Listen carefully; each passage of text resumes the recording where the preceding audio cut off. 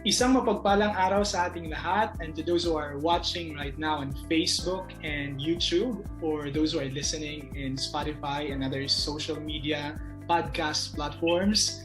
Welcome to our Adulting Talks, wherein we have the opportunity to listen to certain individuals and somehow learn something from their unique and at the same time interesting stories on certain topics. And I'm very excited for this episode, and at the same time honored, because we have today the leaders who I look up to at the university and also in the community. And this episode, by the way, is brought to you by the Rotary Club of Iligan Bay, Rotary International District 3870. As what I've said, mga kaigsuunan, our guests for today are actually dili mga basta-basta, no? Although mga humble kina sila yun. I would like to emphasize that we're very honored to have them today in our podcast. Because kung makadungog kag MSU-IIT, makaingon jud ka nga gikitan nga eskwelahan. Mga tag-estudyante sa IIT, murag bright. Ano bitaw? Pero when we talk about student leaders sa IIT, di gyud mga basta-basta. That's why I'm very glad to have with them today and to be able to talk to them. Because I'd like to ask them where they are at the moment, and we look back at the past on their student leaders' lives and all that. So walay pagdapig-dapig, I would like to introduce to you KASAMA President ng Kataastaasang Sanggunian ng Mag-aaral of MSU-IIT. Not only one, pero duha ka buok KASAMA President. Ako gina silang gikuan. Gi-abuse silang kuan. Ako mga friends. Ladies and gentlemen, we have KASAMA President Datu Esma Mikee Maruhom. Hello everyone, to those who are listening. Alright, and of course, KASAMA President, ako aning president sa akong time when I was governor, KASAMA President Jahaziel Bahan. Hello guys, good day. Inana gina sila ka seryoso, gina sila mga istorya. Dili sad way.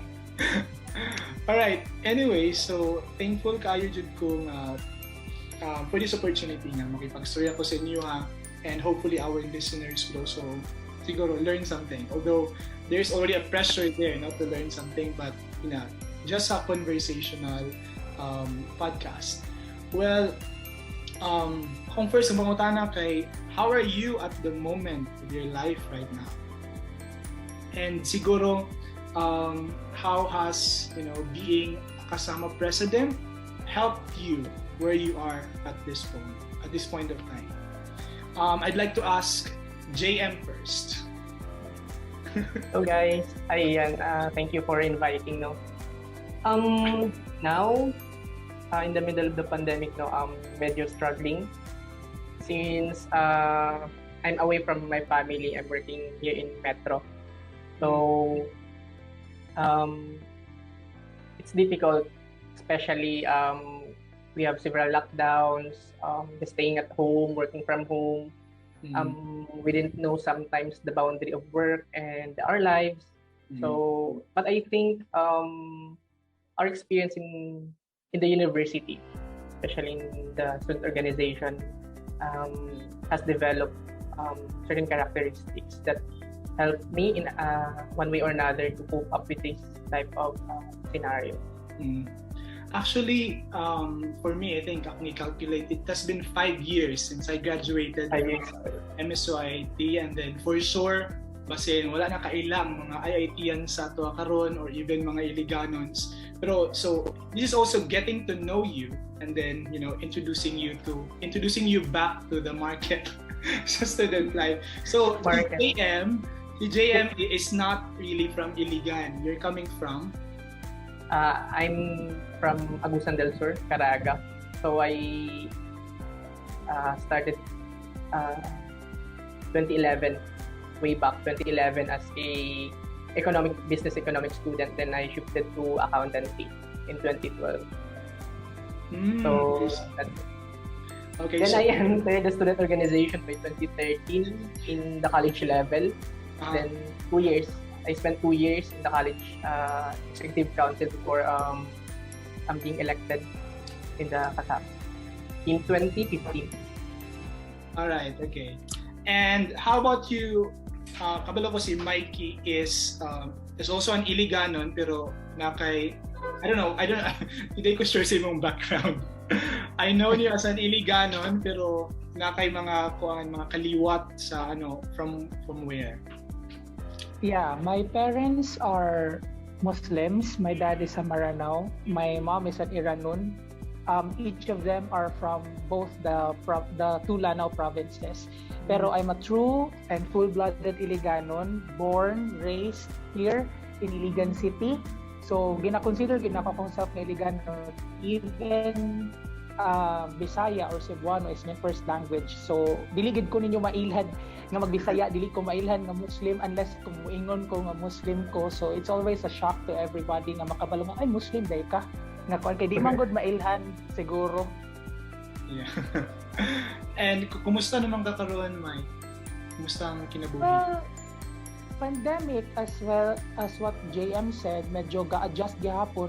We can never say na we have fully adjusted to this situation karon kay every now and then there are changes sa ato ang kahimtang na ay mga panghitabo nga dili kabalo nga mo aggravate pa di ay, but still we have no choice but to move forward with it and always hope for the better, even if hope is sometimes cruel, but it's something that keeps us moving forward to look forward to better things ahead.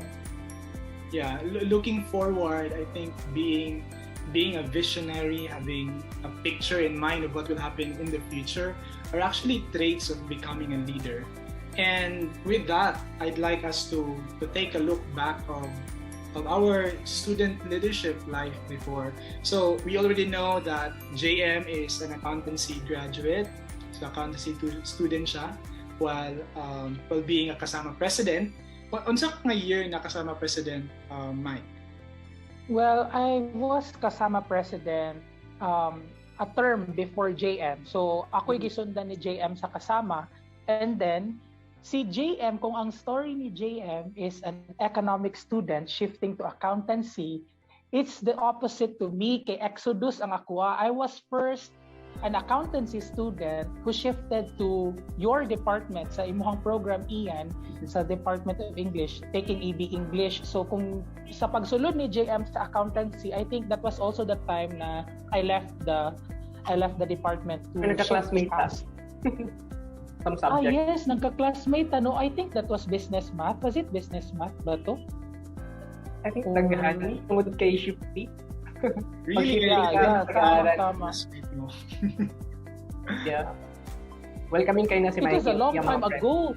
2011 ba ako nagsugod sa IIT? Like, that was 10 years ago, a decade. So, di ba, murag dugay-dugay na po ba ya? Nakuha, nanigulang na kita eh. 2011 po ka, JM? Yeah. Okay. So, a year after ko nisulod sa IIT. So, medyo mangmad ko niya. But anyway, so, leadership and leadership position sa IIT. JM started with the college. How about your positions way back in the university, Mike? In IIT, I started immediately sa institute level. So, I ran as senator during the first time I entered sa student politics. I think that was 2013, the second semester of 2012-2013. Kay usually ginaheld man atong elections na second sem. So, senator akong unang gidaganan.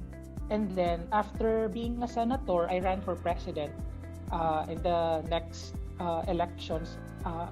So, with the support of the people na sa organization. So, actually, it was never part of the plan. I think it was never part of our plan na mapadulong ato ang mga positions, no? But because there are people who encouraged us, who believed in us, who believed in our capabilities, siguro partly na butang taong naka-experience taong ingato nga mga panghitabo sa ato ang pagka-estudyante sa IIT.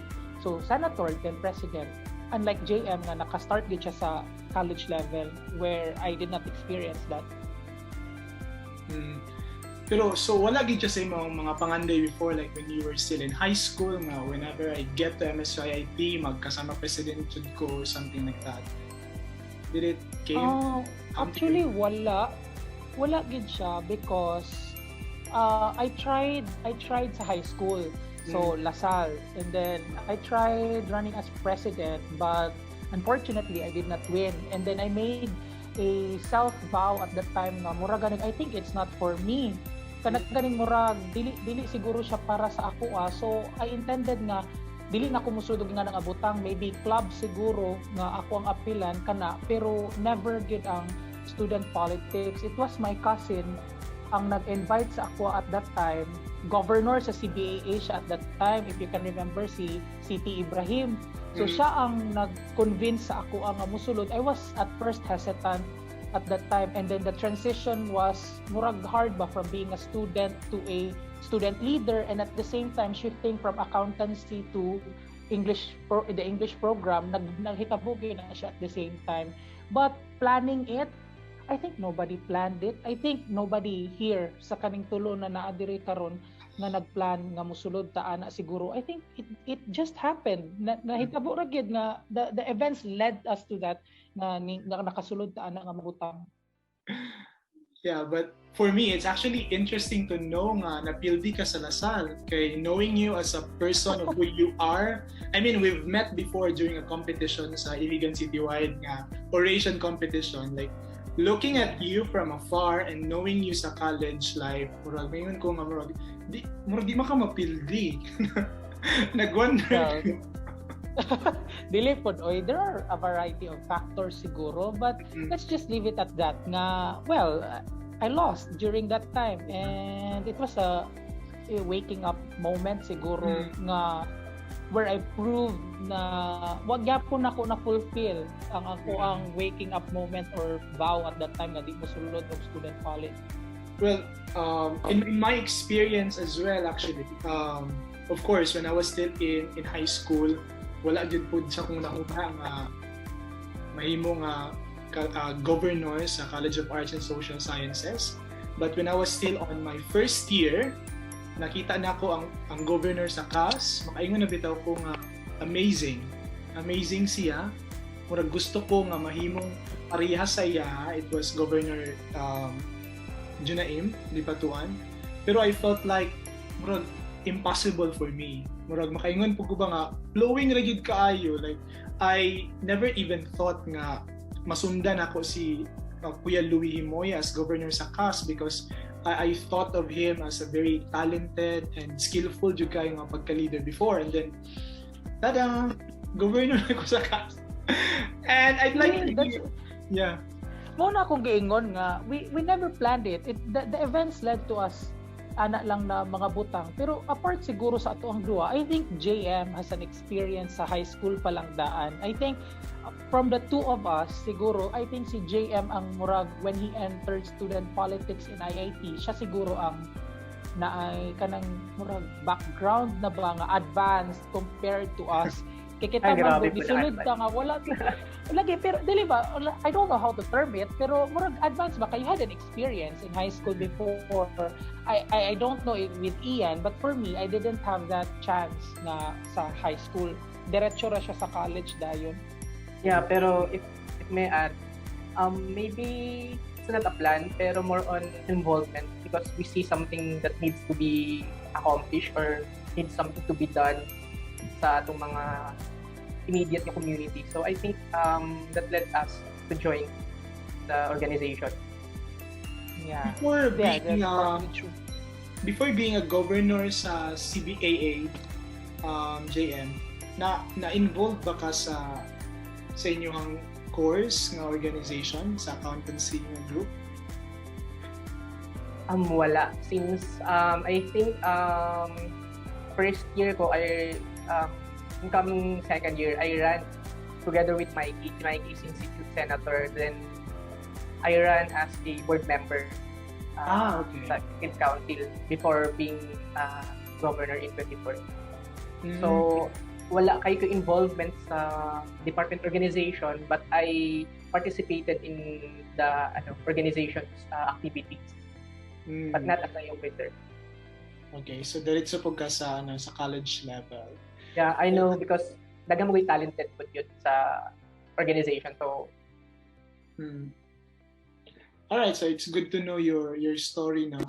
And so I've also heard nga kanang just in the middle of the process that you are actually enticed to be in that position, to be a kasama president, like kamong duha, mga kasama president magid mong duha. So you saw the process, kita mo sa problema, but what is that one thing siguro nga anong na ganahan naman mo mga kasama president? Like siguro a week before sa filing of candidacy, how long have you planned it? How long have you known nga murag makadagan na gyud mo or kalit-kalit ba siya nga desisyon sa inyong college life? JM. Maybe sa ako nga part, I think I'm already satisfied and fulfilled sa naitapos sa CBA during our time. Since we know na more on usually manggod sa di mawala sa tuwa sa IT yan nga di mo gauge performance organization ng council kung isa yung standing sa palakasan. So more than that, I think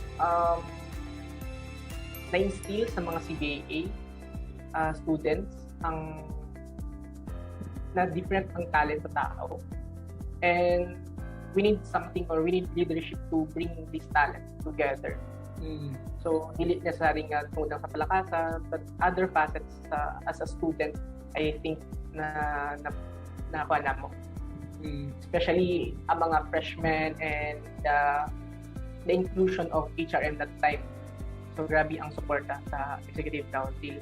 Pero when it comes to being a kasama president, specifically filing of the candidacy, wala na ako nakahuna-una that time. But there are people manggod nga controversial that time during my time, since the party na nabilong tais do not want to participate in the 2015 elections. Okay. But they are willing to support their party mates. Pero sa ako nga time, I think namang yung mga party mates na kung gusto din mo gusto mo run. So I think mauto sila nga nag-approach ako nga they need someone to lead them. So ang take of life, especially in coming third year, ay coming fourth year sa business accountancy. So grabe ang demand sa time. So dili siya daling na decision sa kuha because during the governorship sa CBA, I mean costly yun ang may mong officer. Well, yeah, I think I remember nung wala lang ni Dagan under sa ato ang original nga party yun. Like, I ran with you. I was one of your governors during that time. And with you being raised by your fellow mga taga CBAA, let's bring on the facts, no? Like, it was during your time being a governor nga ang CBAA kay ni skyrocket good to being first runner-up. Am I correct? Yes, teamwork. From which previous place? From the last ata, bottom na yun. 8? So that's really an amazing. So it was big deal sa kadaghanan because you know na culture na na-instill sa culture sa IT yan nga lagi pag any performance sa palakasan mayang easy, pero there's beyond to that. Kaingon yun Melso na nga murag small but terrible without you ka. Great. Okay, thank you so much for sharing to us that story. How about you, Mikey? What made you decide, like in the middle of the process, to finally run for president? And I think you were the KASAMA Senate president, right? A year before. So did it really push you? So how did that affect your candidacy? Well, I don't think with the process of JM, if how much time it took him to decide. Pero ang sa ako ang banggod, as early as December, I was already asked to consider it. Like I was one of the people nga being considered nga to run as president and to be the standard bearer of our organization sa party. But it took me at least 2 months to finally agree na ganing magmudagan as president. Like that long, 2 months gid siya. Because, well, it was not a secret that during our time sa council, there were frictions na, which I would not mention na because it's already in the past, but there were frictions na kanaganing made me discouraged ba to continue further working with the council because it created unnecessary tension, manggod. As a student, like, kuan na manggod, like, it's already stressful with your academics and then you don't need to be stressed enough or stressed more rather sa imong work sa council as it is. So like 50-50 gito siya ba nga, should I continue or should I just return back to being a full-time student at that time. But ang ako lang sigurong ganahan i-point out mo when the opportunity came, duha manggod ay the intent to run and having the ideas to contribute are two and different things. You can always not run, no intentions of running, but without having any intentions does not mean na wala kay ma-contribute.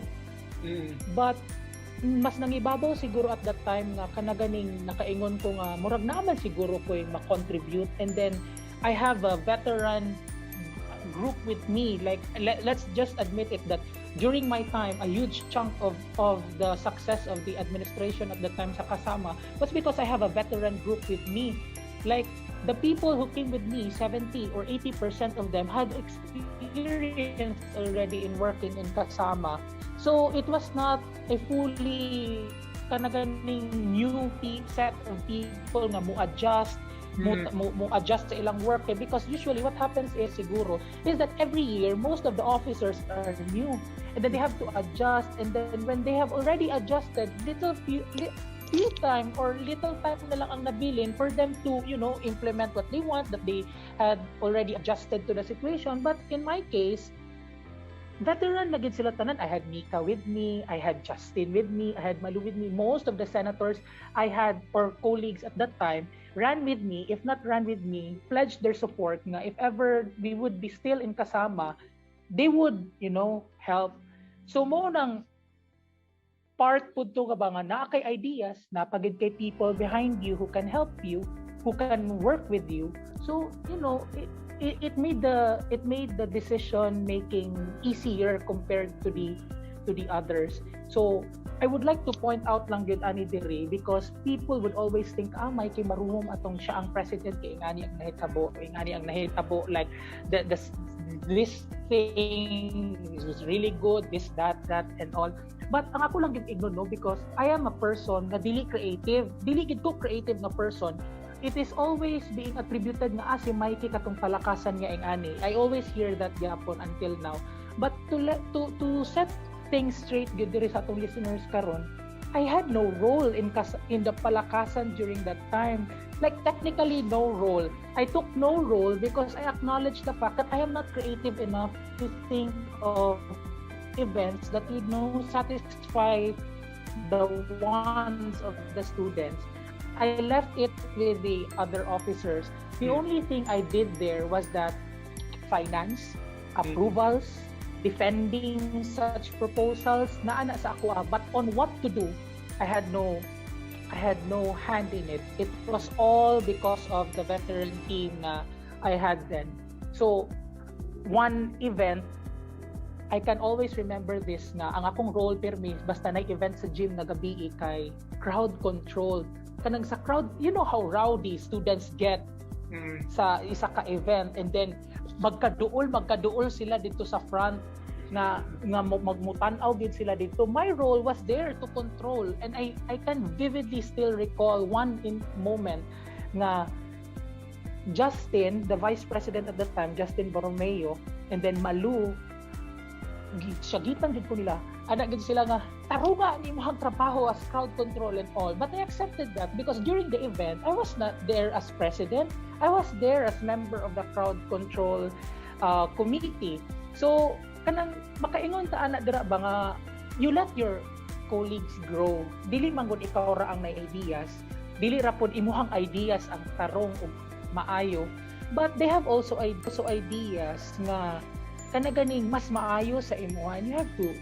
You have to accept that, and you have to to believe in their ideas as well. Mo nang bigid na ako madawat nang moingon sila nga ana nga during my time ingani, no, it was not really because of me. I was virtually more on the technical side, nagakahitabo kana ragyod ang ako ang role, especially I became student regent the second semester. At that time virtually the running of KASAMA was left with a very active group of people nga gagunit jud at that time. I was there behind the scenes only during that time. Right. I actually love the idea of how you became a team player, being a KASAMA president, and how you were able to to uplift and somehow empower the leadership skills of your members, which is really good. I mean, leaders must be team players. And actually, my next question would be how student politics or student leadership improve your mindset, improve your understanding of the society. Do you think there is a really big changes the way how you see the world, how you see Iligan, for example, or how you see the Philippines? I'd like to start with JM once again. I think student leadership in university led us to realize na there are realities, difficulties in the setup. Nga dili lang easy thing ang mga bagay-bagay sa society, like there are many considerations, there are different people, different mindsets, different perspective. But ang more on nga ma-deliver sa student leadership sa isa ka leader, isa ka individual is that being able to consider people nga na different ideas or perspective na ma-appreciate nimo ang diversity and more on ma-promote mo inclusivity sa mga tao. So I think sa karon manggod, I think grabe ka polarize ang society, specifically sa politics and other nga mga issues. But I think more on nga nagka-polarize because imposing kayo sa atong perspective, like we don't want to engage in a conversation nga willing ta, or conversation nga willing mo listen rather than to just argue and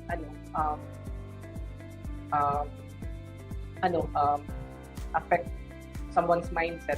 So I think sa isa ka student leader, for me ang isa ka na-learn ako while in the university. Yeah.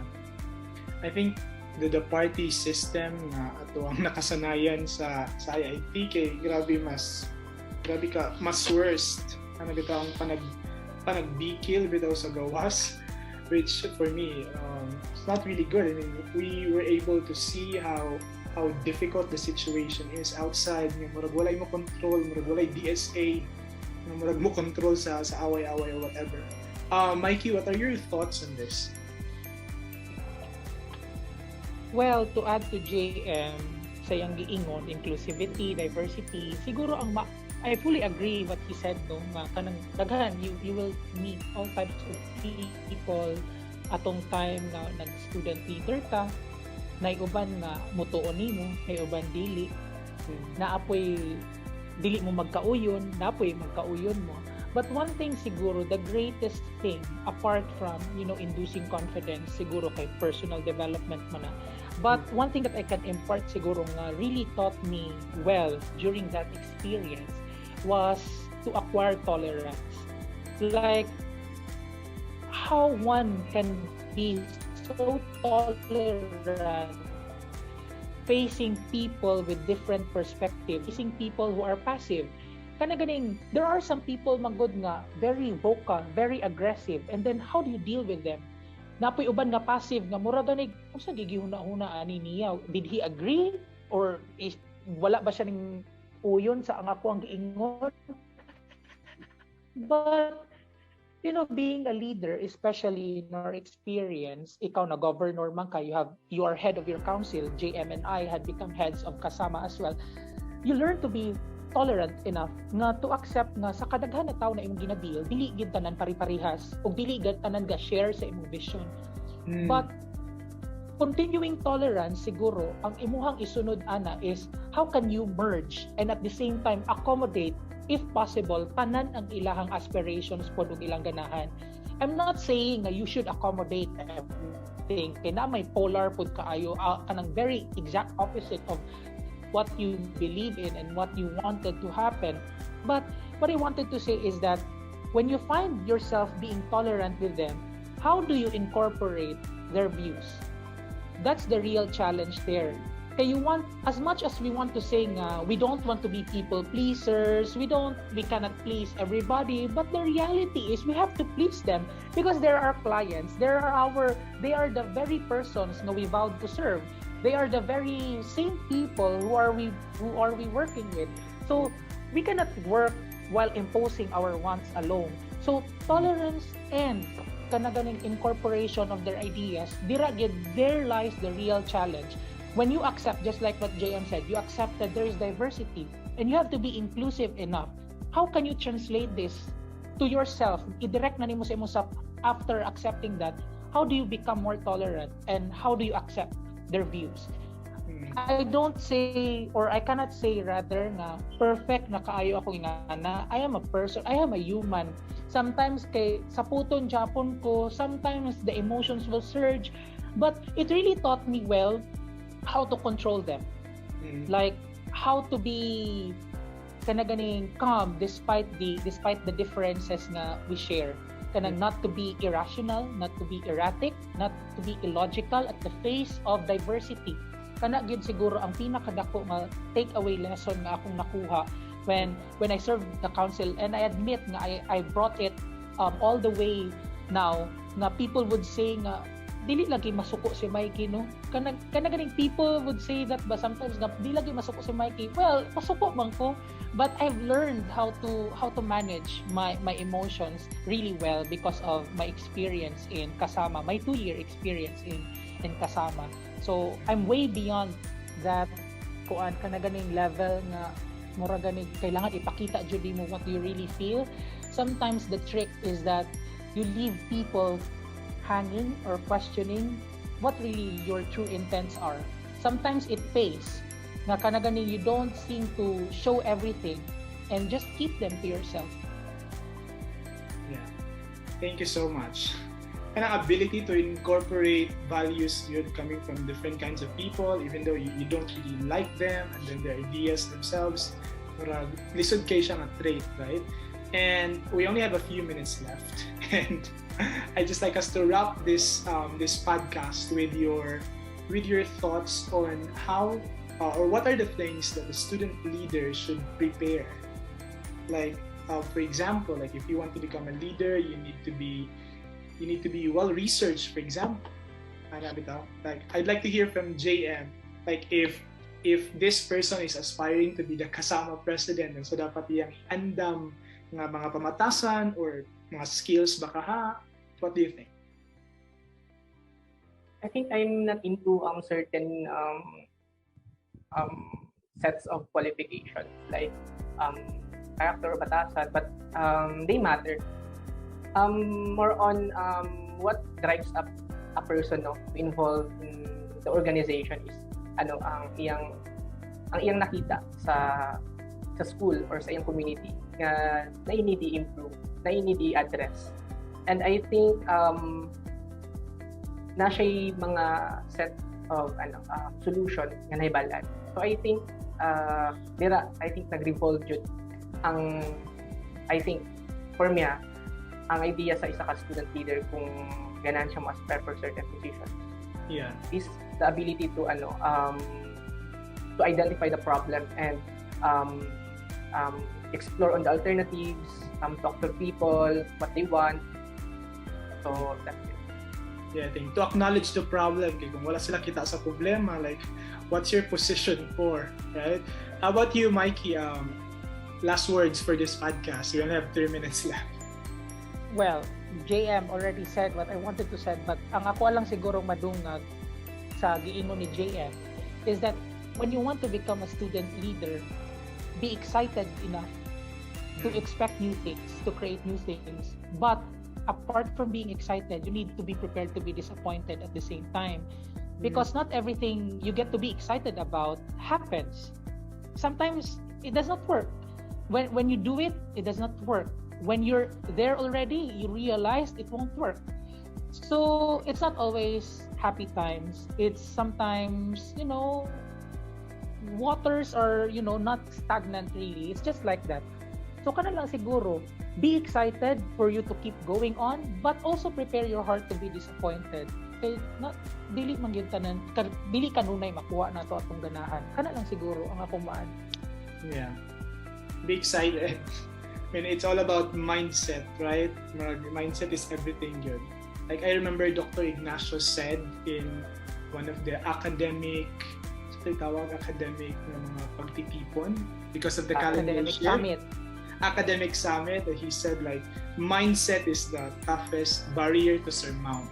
Kadumdum pa ko. Well, anyways, we had a great conversation for today, and I'm very thankful for the two of you, ladies and gentlemen, the presidents of the Kataastaasang Sanggunian ng mga mag-aaral at MSU-IIT, well, past presidents to be exact. And I hope we learned something from them, from their stories, and how to become a good leader or a better leader that our community needs. Once again, thank you so much, most especially to the Rotary Club of Pilican Bay for being our partner and sponsor for this podcast. Ladies and gentlemen, this is Adulting Talks.